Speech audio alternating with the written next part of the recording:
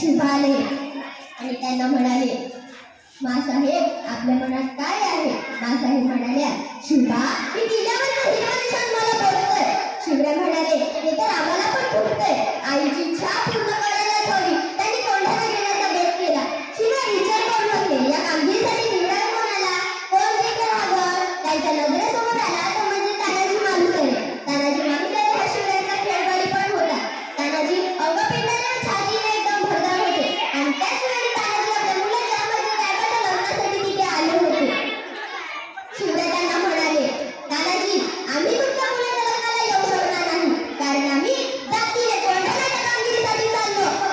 तानाजी पटकन उठले आणि म्हणाले, महाराज तानाजी जिवंत असताना आपण जीवनाच्या कामगिरीसाठी आपण जाणार, नाहीतर आम्ही कशासाठी? ते काही नाही, आधी लग्न करणाऱ्याचे मौन व्रताचे, असे तानाजीने त्या महाराजाला म्हणाले. शिवरायांचा आशीर्वाद घेऊन त्यांनी निघाले. मध्यरात्रीची वेळ होती. आकाशात चंद्र उठत होता. गडाखाली गुरु पंढर पडला होता. न वाजवता दपदप कपडे गडाखाली जमा झाले.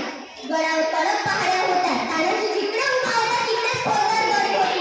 तानाजीने तोच उपाय निवडला, कारण जिकडून कोणी येऊ शकणार नव्हते. तानाजीने सूर्याजीला म्हणाले, सूर्याजी तुम्ही 500 माणूस कल्याणजवळ नका, आम्ही 300 मावळी घेऊन कड्याजवळ वर होतो. पण मी कड्याजवळच कल्याणजवळ जाऊन होतो. मग दुसरी दुनिया धुमावून जात असे म्हणून त्या दोघे वाटेने निघाले. तानाजीने आपल्यासोबत एक घोरपड आणली होती. त्या घोरपडीचे नाव होते यशवंती. हे घोरपड एक असा प्राणी आहे जो भिंतीला आपले पाय चिकटवून बसतो. तानाजीने त्या घोरपडीला दोन काढली आणि त्याने ती वर फेकून, पण घोरपड 2 वेळा खाली पडली. तानाजीला आला राग.